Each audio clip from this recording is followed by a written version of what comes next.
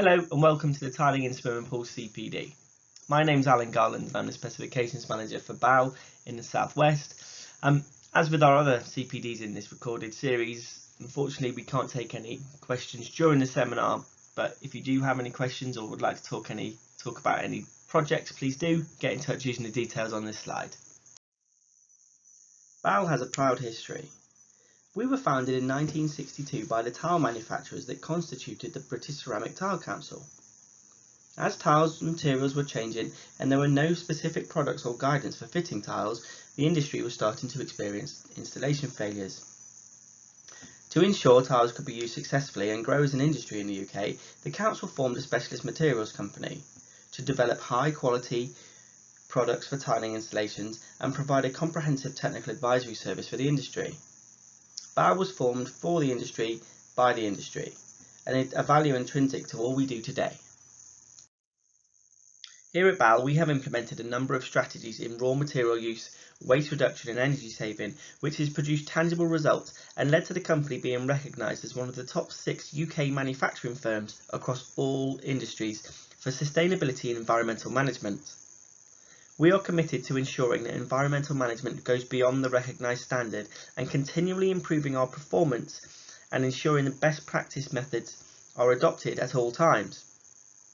We recognise the need to raise the bar, to continually review environmental performance and identify opportunities for improvement. BAL ensures that this environmental ethos is carried out throughout the product life cycle, from material sourcing and product manufacture to consumer use.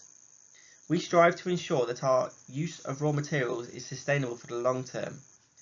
The review and revision of its purchasing procedures has resulted in 14% of all raw materials now being sourced from recycled materials, with a target to increase this to 20% by 2020.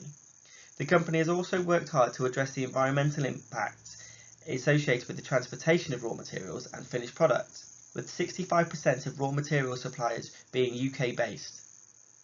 Raw material use has also been reduced due to the launch of new high-yield ranges providing 33 to 60% additional coverage, ensuring that our raw material use is efficient, responsible and sustainable. Improvements in packaging have also led to 1/6 of all products containing 10% recycled material, while 86% of all packaging comes from UK suppliers.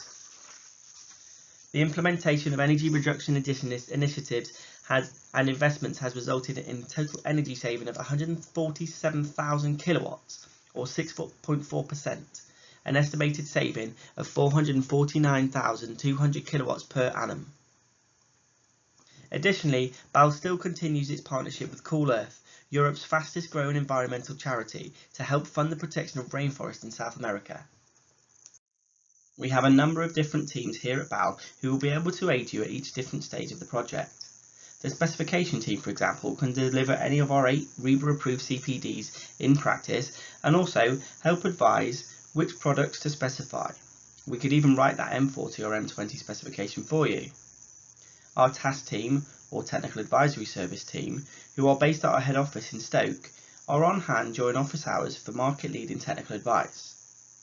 Now, this is all backed up by our technical and training teams who are available for on-site technical advice, as well as systems training for contractors who may have not used the system previously, and things like moisture tests on newly laid screeds. So in today's seminar we're going to be looking at different types of swimming pools, design considerations for those pools, some renders and screeds, different tile types, adhesives and grout selection, movement joints, pool chemistry, and then filling and emptying that pool. Swimming pool types.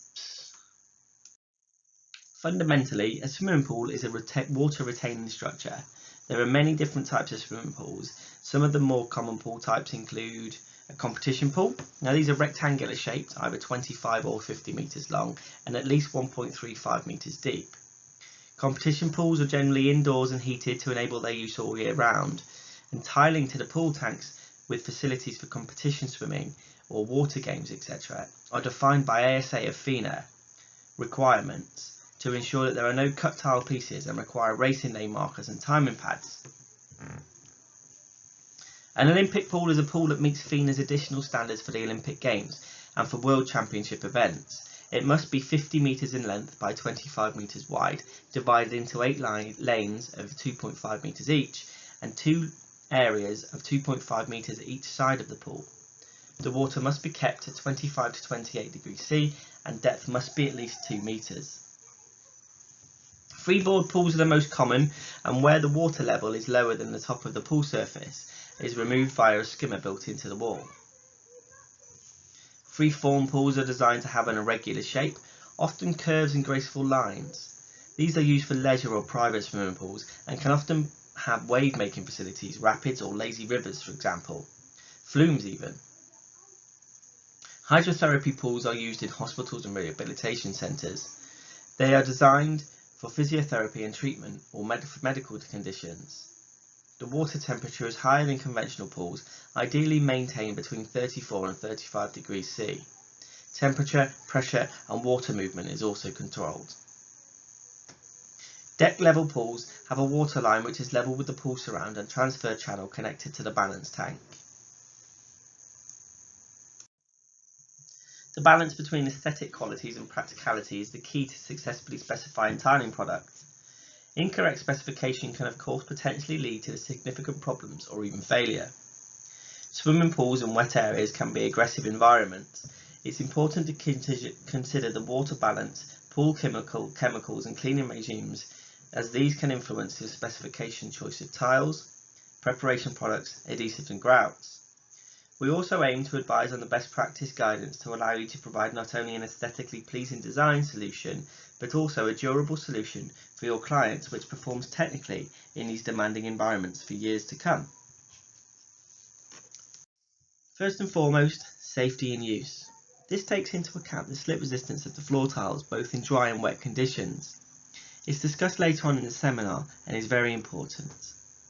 Tiles need to be fully bedded in the correct adhesives, and this helps reduce the risk of becoming damaged due to impact.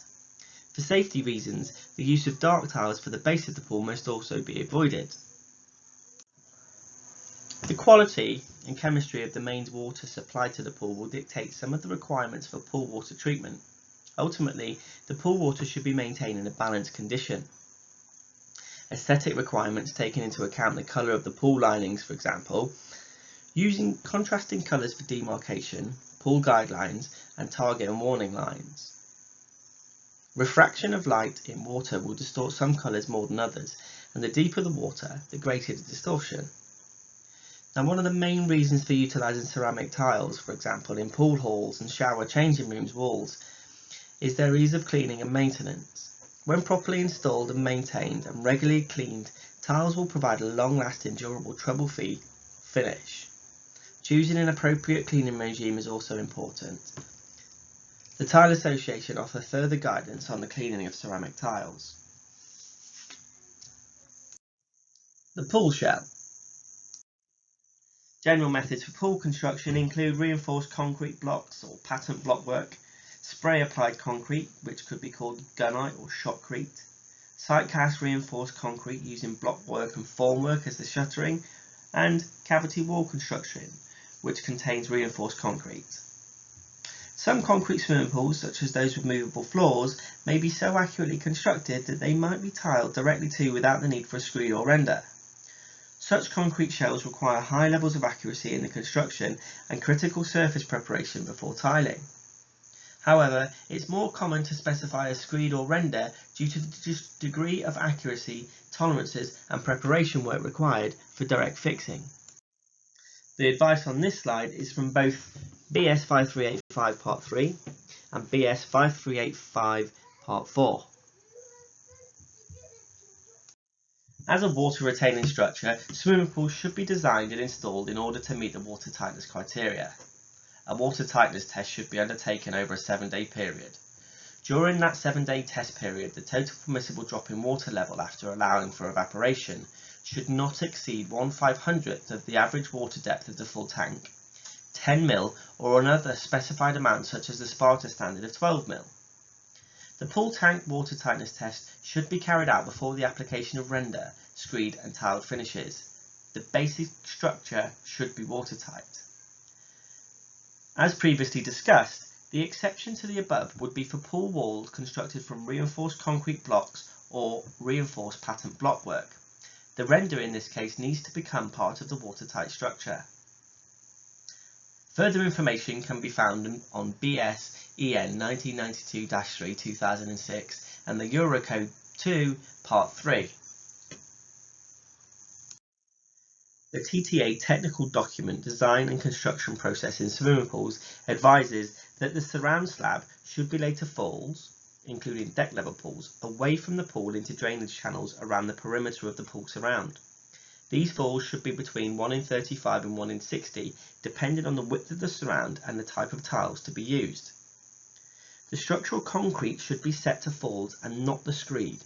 A good drainage system should be provided in order to disperse the water as quickly as possible. Renders and screeds. As we've already discussed in this seminar, some concrete swimming pools, such as those with movable floors, might be so accurately constructed that they may be tiled directly to without the need for a screed or render. Such concrete shells require such high levels of accuracy in the construction and critical surface preparation for tiling that it becomes more expensive and difficult to achieve in practice. It's more common, therefore, to specify a sand and cement screed or sand and cement render due to the degree of accuracy, tolerances and preparation work required for direct tile fixing. Bonding coats typically consist of a cementitious polymer modified slurry, and the render is compacted into this whilst the bonding coat is still wet. Mixing proportions are found in BS 5385 Part 2 and should contain specific grade cements and sands. These are found in the relevant standards shown on this slide. The render should not have a total thickness in excess of 20 mm, as this can result in high shrinkage stresses and consequent cracking.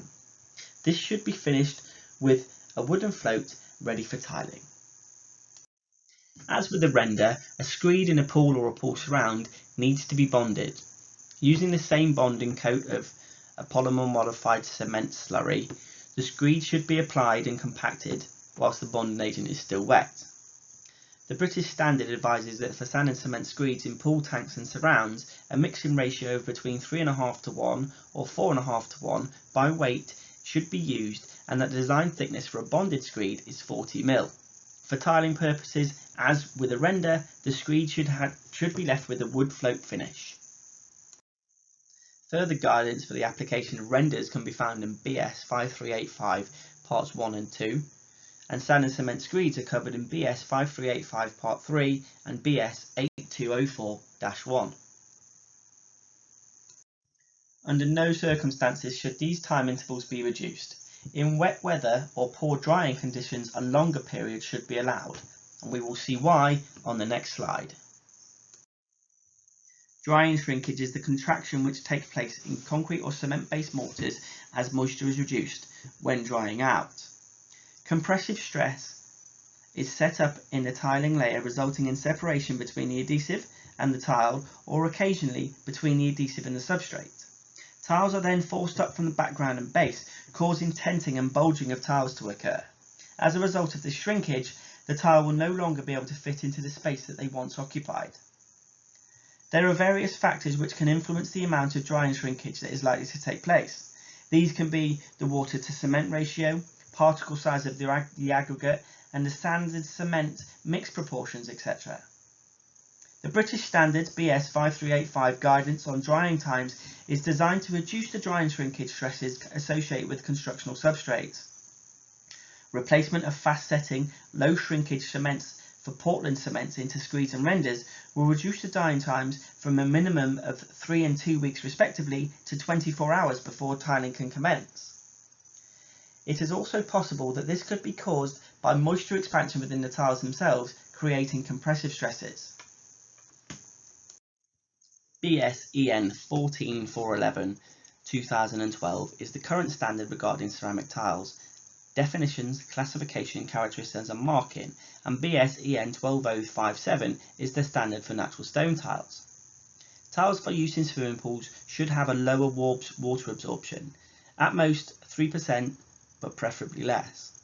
We should also remember that the type of tile and the size of tiles selected will influence the choice of adhesives and grouts. We'll discuss this in further detail in later sections.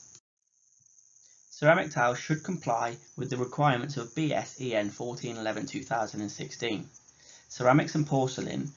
Now, ceramic tiles can either have a porous body, which is greater than 10% water absorption, a vitrified body, typically between 0.5 and 10% water absorption, or a fully vitrified, i.e. a porcelain tile which have a very low porosity. These are normally less than 0.5% water absorption. Dispersion or ready mixed adhesives are suitable for use with porous body wall tiles, but for porcelain tiles, a highly polymer modified cement-based adhesive is required and recommended for both wall and floor tile application. Natural stone covers a wide spectrum of materials from the very dense to very porous or translucent stones. For light or translucent stone, a white rapid setting adhesive should be considered. A resin agglomerate tile is a mixture of resin and natural stone or aggregate. These can be quite susceptible to change in dimensions through moisture absorption or heat. A resin-backed tile, we need to check vulnerability between the mesh and the tile, and also whether that mesh is susceptible to water damage. Mosaic sheets, we need to check those mosaic sheets, check the glue backing, and check the mesh for suitability for use in a swimming pool. As you can see from these tables, tiles with a higher absorption rate are not suitable for use in a totally submerged environment like a swimming pool. The choice of tiles or mosaics for utilisation in swimming pools and other submerged areas demands careful consideration prior to specification. Further guidance is provided by the tile manufacturers, the TTA, and in BS 5385. Essentially, the tiles need to be technically fit for purpose and they should have a lower water absorption of 3%, preferably less. Mosaics are popular in both leisure and private sector pools and may be ceramic, stone or glass types.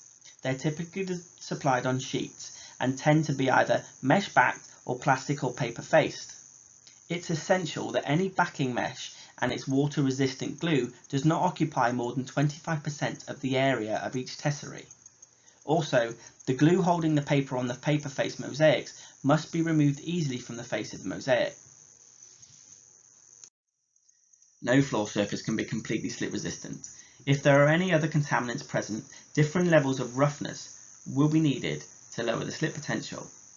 HSD statistics indicate that one serious slip accident occurs every 3 minutes, most of which occur when floor surfaces are contaminated with water or grease, for example.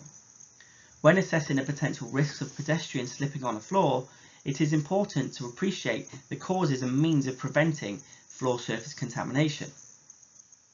It is therefore important to ensure that all tiled floors are adequately cleaned and maintained using a suitable and appropriate cleaning regime.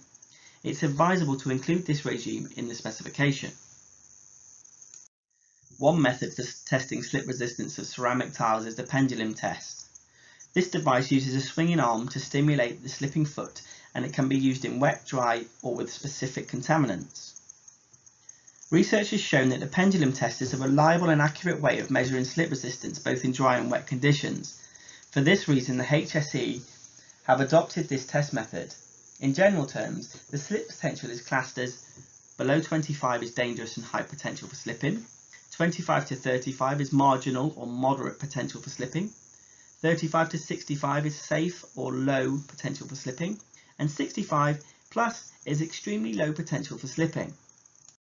There are different types of ramp tests employed in the industry. The DIN test, which is German, uses oil as a lubricant, and the test subject wears rubber-soled, heavily profiled shoes. The higher the R rating, the greater the slip resistance. An R9 is considered the minimum value for use of a tile in a public area. In the UK, we have two tests, one using plain water as the lubricant and normal type shoes, and one using water again but under barefoot conditions. The European standard, or CEN standard, uses a barefoot ramp test. However, a wetting agent is put into the water. The TTA technical document, Design and Construction Process in Swimming Pool, advises for health and safety reasons we need to ensure that products conform to the appropriate class of slip resistance, at least category B as designed in the ramp test, DIN 51097, or slip STD class 2A. We also need to make sure that the slip resistance is not sacrificed for colour choice and that the ceramic products are technically fit for purpose. Effective cleaning can usually be achieved by normal washing or scrubbing with warm water and a neutral, sulfate-free detergent. Greasy deposits can be removed by detergents incorporating an organic solvent or a highly alkaline detergent, but these should be used for only occasional cleaning. A detergent used on a regular basis should be of a type recommended for cleaning ceramic floors. The occasional use of abrasive cleaners can be beneficial, but should be restricted to matte, unglazed floor finishes. The cleaning agent should be completely removed by a final rinsing with fresh, clean water. Please note that household soaps are not recommended as they tend to leave a slippery scum, particularly in hard water areas. So, on to tile adhesives. The correct selection of the right tile adhesive is central to a successful tiling specification and is dependent upon the type of background, tile and environment. Tile adhesive classification and standards. We have three categories of tile adhesives: cement-based, dispersion and reaction resin. Cement-based comes in a bag of powder and is mixed up on site. Dispersion comes in a tub which is water-based and ready mixed, ready for use. A reaction resin is normally a 2 or 3 part product with a resin and a hardener. Moving on to the classifications, we have 1, which is a normal adhesive, 2, which is an improved adhesive. This meets the requirements for additional characteristics. Then we have a lettered system. So F is a fast setting adhesive, normally cementitious only, and that achieves 0.5 newtons per millimetre squared within 6 hours. T, which is non-slip, that's normally used on walls, and then E, which is an extended open time, which is over 30 minutes. This is for cementitious and dispersion adhesives only. Now we can talk about grouts. Grout classifications and standards. In this section we have cementitious and reaction resin. Cementitious is normally, again, a bag of powder, and reaction resin is normally a 2 or 3 part product which you mix together, which is either a resin, a hardener and a colour, or a resin with a hardener and colour mixed together. The cementitious grout has 2 categories: 1, which is a basic grout, 2, which is an improved or polymer modified grout. The lettering system gives us W on the cementitious side, which is reduced water absorption, and A, which is high abrasion resistance. The main difference between a cementitious grout and a reaction resin grout is that reaction resin grouts are more often waterproof. The selection of the type of grout to be specified in a swimming pool will depend upon a few different things. The type of tile may change this. If we're using a porcelain tile, we need to use a polymer modified CG2 grout. If the water supply is hard, cementitious grouts may be used, providing the water is kept balanced. If we use an aggressive acidic based or strong alkaline cleaners, these can attack cementitious based grouts, and if they're not used in a diluted form for general cleaning. If the main supply is soft or mosaics are used in a pool, consideration should be given to the use of a reaction resin grout, which is normally an epoxy grout. Fast moving water found in leisure pools can have a detrimental cumulative effect on cementitious based grouts. In this case, we should use an epoxy based grout. There are 2 main types of movement joints. These are stress relief joints, which extend through the tiles and screed or render only, and structural joints, which should be placed in line with any structural joints in the main structure of the pool surround. They should continue through the screed and or the render and the tiling. Structural movement joints within the pool shell should be avoided where possible, unless there are any overriding reasons. 2-part polysulfide sealants should be of a type that resist the chemicals within the pool. They will differ from polysulfide sealants used to seal movement joints in buildings, as these types of sealants would generally be too low in modulus to resist hydrostatic pressures. Polysulfide sealants are normally used for the sealing of constructional joints in the shell of a pool or structural joints both in the shell and the tiling. They are also used to seal peripheral joints in walkways, etc., particularly where the tiles abut structural walls. In order to achieve a maximum bond to the tile edges or bedding or screed and render or the edge of a tile joint in the concrete shell, primer systems are normally required. It's important to include the movement joints in the areas or places listed on this slide. If we don't include these movement joints, there's a possibility that this could cause failure in the longer term. The chemistry of the pool water is quite complex and is dependent on whether the water supplied into the swimming pool is hard or soft. The next 3 slides look at the types of chemicals typically used in pool water treatment and how it's important that the water balance of the treated swimming pool water is maintained. Disinfectants are typically chloride or bromide based, and UV and ozone gas are usually used as a secondary disinfectant. pH control is important as it can affect the disinfectant levels and is dependent upon the type of disinfectant used, particularly as this plays an important part in langelier saturation index calculation. Pool water with a high pH, for example, will dissolve lime out of cement-based mortars without treatment. Filtration and disinfection will remove most pollutants from the pool water, and dilution of the water can be achieved by adding fresh water once the filters have been backwashed. Flocculants can be used as required to remove any small or light floating particles from the water, and then algicides can also be used as necessary. The water temperature will depend on the type of pool, so a leisure pool, for example, will be 28 to 30 degrees, hydrotherapy pool 32 to 35, or a competition pool between 26 and 28 degrees. Maintaining the water in a balanced condition is essential. The total dissolved solids measures everything that has been dissolved in the pool water, from chemical treatments to dust, pollen and swimmer waste, etc. Soft water is surface water containing low concentration of dissolved minerals such as calcium or magnesium carbonate. In the UK, soft water has a total hardness of less than 100 milligrams per litre. As soft water is deficient in calcium ions, it's aggressive towards cement-based materials and will leach calcium ions from the cement. This can weaken the structure of the cement, causing erosion of cement-based grouts. Hard water contains high mineral content as it filters through limestone or chalk deposits. High calcium carbon levels can cause blockages in pipes and filters. Hard water is not aggressive towards cement-based systems, but is high in dissolved calcium and magnesium salts, which are deposited in the form of scale, and this can block pipework, filters, etc. The same scale that we get in a kettle. BS 5385 Part 4 2015 advises that the durability of the grouting depends upon the nature of the pool water supply and the chemicals used in the treatment of the water and the cleaning of the tiling. Cementitious grout should only be used where the pool water has adequate calcium hardness and alkalinity, so that the balanced water conditions can be consistently maintained at a recommended pH level. The use of sulfate cleaning chemicals such as sodium bisulfate should be discouraged due to the need to keep sulfate levels as low as practicable. This is in order to reduce the risk of sulfate attack on cement grouts, tile beds, screeds, rendering and concrete. The next slide will talk about the langelier saturation index in more detail. The source of the mains water supplied to the swimming pool should be understood before specifying tile adhesives and grouts, in order to determine what pool water treatment is required. The langelier saturation index is a calculation designed to assess the water balance. PWTAG advises that an LSI calculation must be undertaken each week. LSI is indicative only, but will provide an overview of the water conditions at the time of testing and includes pH, calcium hardness, total alkalinity, temperature and total dissolved solids.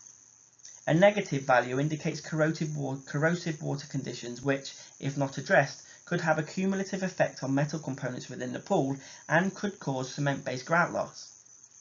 A positive value indicates the water has a tendency to form scale. Consistently high values can block pipes and equipment with calcium deposits. The ideal value should fall between 0 and plus 0.5, balanced to slightly scale forming. Emptying and filling the pool.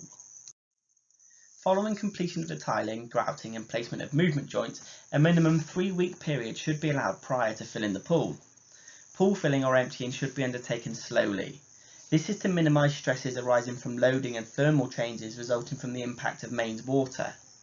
The rate of filling should be carefully controlled to ensure the water level rises at no more than 750 ml every 24 hours.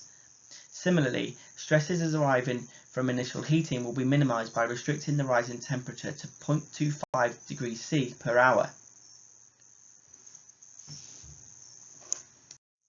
These publicly available documents all contain useful information on the installation of tiles in swimming pools, advice on slip resistance, and the treatment of swimming pool water.